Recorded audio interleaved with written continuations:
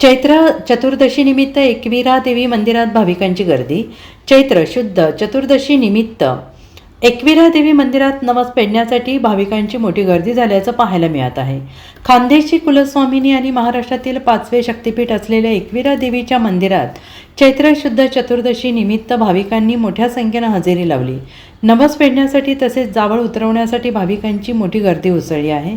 महाराष्ट्रासह गुजरात, मध्य प्रदेश आणि राजस्थान या राज्यांमधूनही भाविक मोठ्या संख्येने येथे दाखल झालेले आहेत। दरवर्षीप्रमाणे यंदाही चैत्र उत्सवानिमित्त भाविकांची मोठी गर्दी होते आहे। उद्यापासून देवीच्या यात्रेला सुरुवात होत असून या पार्श्वभूमीवर मंदिर प्रशासनाकडून सर्व तयारी पूर्ण करण्यात आलेली आहे।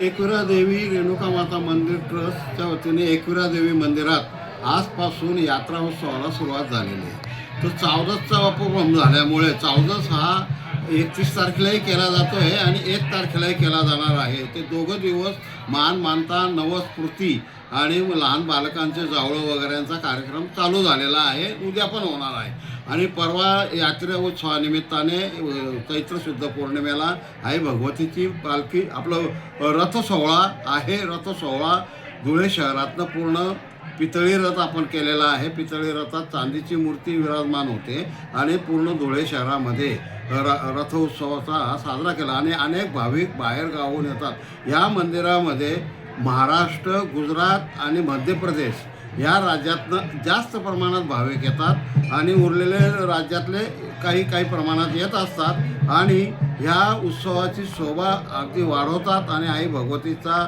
यात्रा उत्सव जोरात चालू होतो। पांझरा नदी पात्रामध्ये यात्रा भरलेली आहे।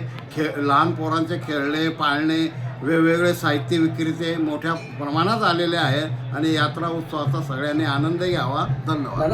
आज काहींची नवस्फूर्ती असते, काहींचं लहान बालकांचे जावळं असतात, तर आमचा अंदाज दरवर्षाप्रमाणे 1300 ते 1400 जावळं होतात। तर ह्या 2 दिवसामध्ये साधारण 1300-1400 जावळं होतील असा आमचा अंदाज आहे। आज काही होतील, उद्या काही होतील, पण आमचा अंदाज एवढा आहे जेवढे होतील तेवढे। आणि आई भगवतीच्या दरबारात सगळ्यांना आनंद घेता येतोय आणि मंदिर प्रशासनातर्फे सगळी सुविधा करण्यात आलेली आहे। Bureau report SPN Marathi, Dhule.